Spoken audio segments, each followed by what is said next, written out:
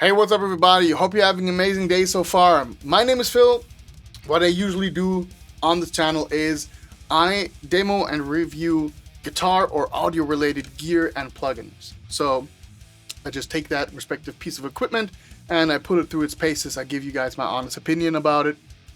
And yeah, so far, so good. I'm super grateful to announce that we have reached 1,000 subscribers on this channel, which is absolutely mind-boggling. I would have never anticipated that this would happen to me at some point in time. So thank you everybody for your support, whether you're watching my videos, whether you're liking my videos, commenting, engaging, and so on and so forth.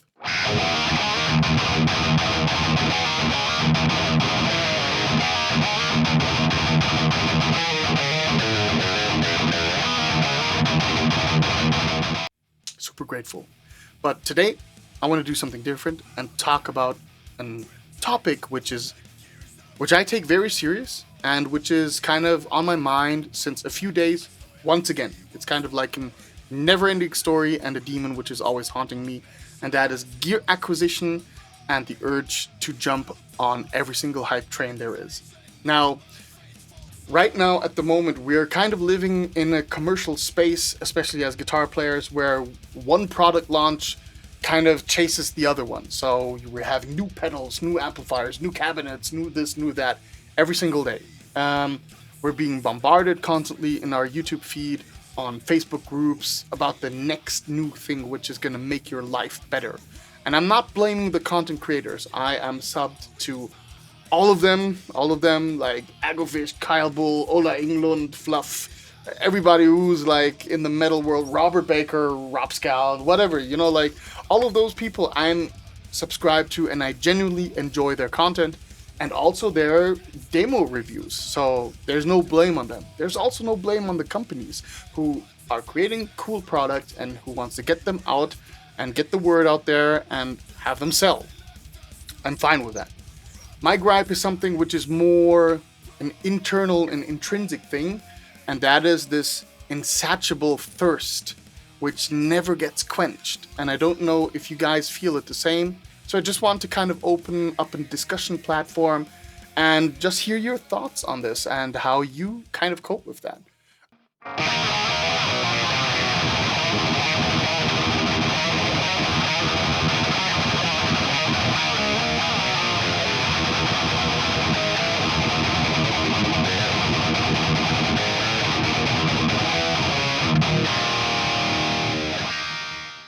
My tone chasing journey started like 15 years ago, maybe 16 years ago. I'm playing guitar since 18 years or something around, and I started out with a Behringer crappy guitar set. After half a year, I got an Epiphone Special SG or SG Special. Then at some point in time, I got a Marshall MG30D DFX combo amplifier, and kind of I gradually went up, like up the food chain, when, if you want to say so, when it comes to gear. And at some point in time, I kind of reached a climax where I found my tone, which is something which still something which still resonates to me today, and which I always come back. And that is basically a boosted 5150 type circuit, which goes into a 4x12 with vintage 30s. I got kind of as a final rig, I would say, my desert island rig, my MXR M77 going into my Bugera 6262, which is resonance modded, so it sounds pretty much like a 5150 MK2. And that goes into my Marshall 1960 AV with G12 vintage or vintage 30s. So that's kind of my thing. Of course, using the right noise gate and so on and so forth. That's some peripheral stuff which I'm just kind of taking into the equation there. So this kind of rig is my tone, and wherever I'm going and kind of exploring and branching out and saying, oh, this is cool, this is cool, this is cool, I'm always coming back and then playing my stuff and thinking, wow, this is actually my sound. This is like really cool.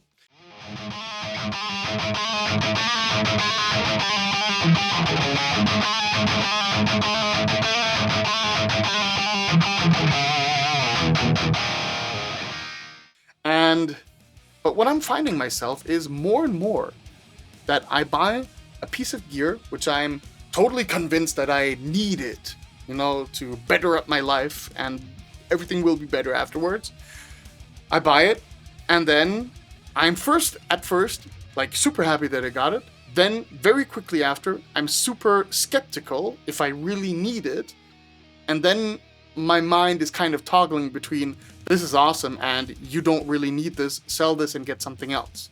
And this is the problematic part, this sell it and get something else, because that brings you kind of into a carousel where you're just, spinning around with gear which you're actually not really getting familiar with and using. Like you're always constantly hunting something which eventually is not even there.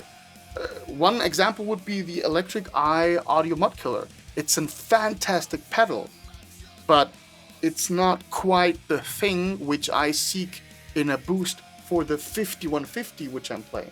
This is an awesome boost for a rectifier, for a Marshall, for even my Triple X copy which I have from Bulgaria here. Awesome boost for that. But my tone is normally the 5150 style tone which I go for, and for that the M77 is already kind of the crowning boost for me, at least as far as I know. Another example is very recent. Like I bought two different things. I bought a Shure Beta 58A, like a microphone. Awesome microphone. This was again such an epiphanal moment where I thought like, wow, this is my microphone. I found my microphone, and that hasn't gone away. So I got the positive side of things. Like that one step when you go on that journey, like you're branching out and you're finding something which you really make yours, But another thing is, I bought a 1x12 cabinet, a Tele cab. So it has the bass port on it, just because I was curious, and I already have a 2x12 and I have a 4x12. So I wanted to round up my collection with the 1x12. And at first I was super happy with that. And then now minds are, at times striking me like, was this a smart investment? Shouldn't you have done this and this? Shouldn't you have bought, like a new webcam? Then you could make better videos. Or shouldn't you buy, I don't know, a new boost? Then you could kind of do a cool shootout, between different boosts. And my mind is kind of racing, and I'm not getting rest enough to appreciate what I have. And this brings me to my main thing over here. Sometimes when you buy new gear or you're planning on new gear, don't go for it immediately. Don't jump on it. Think about it, and first and foremost, use what you have. And that is the main message of this video. Try to use and what you have.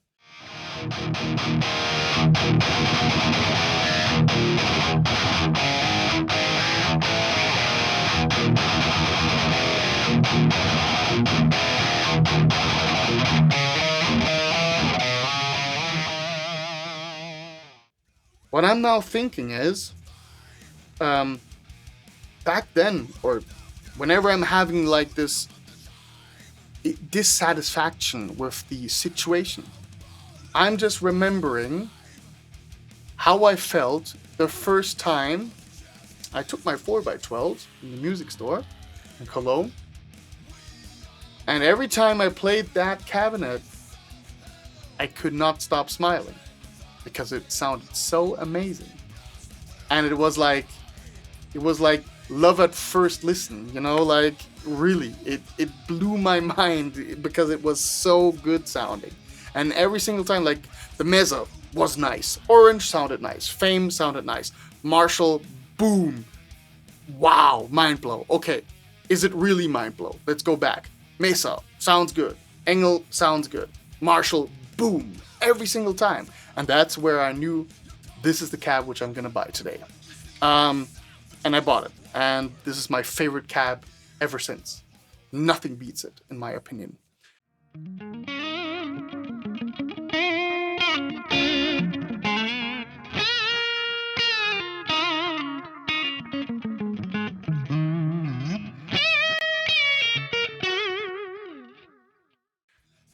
And I'm sure that everybody had this moments with their gear. Like, this is a Harley Benton parts caster, which I built up myself.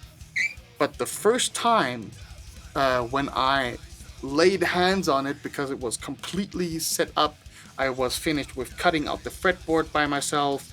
I was finished with setting up the SH5 from Seymour Duncan and the locking roving tuners. So I had everything set up, and I was like playing.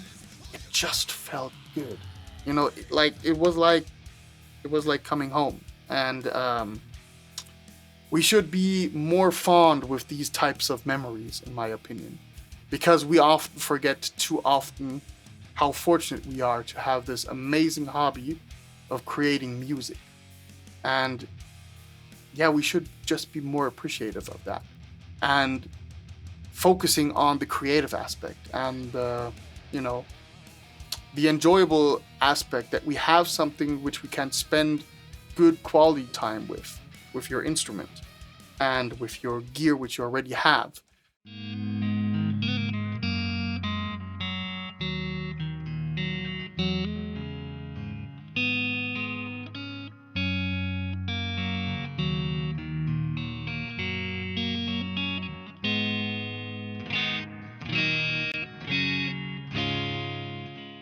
And this is something which I want to convey in today's video. Use what you have.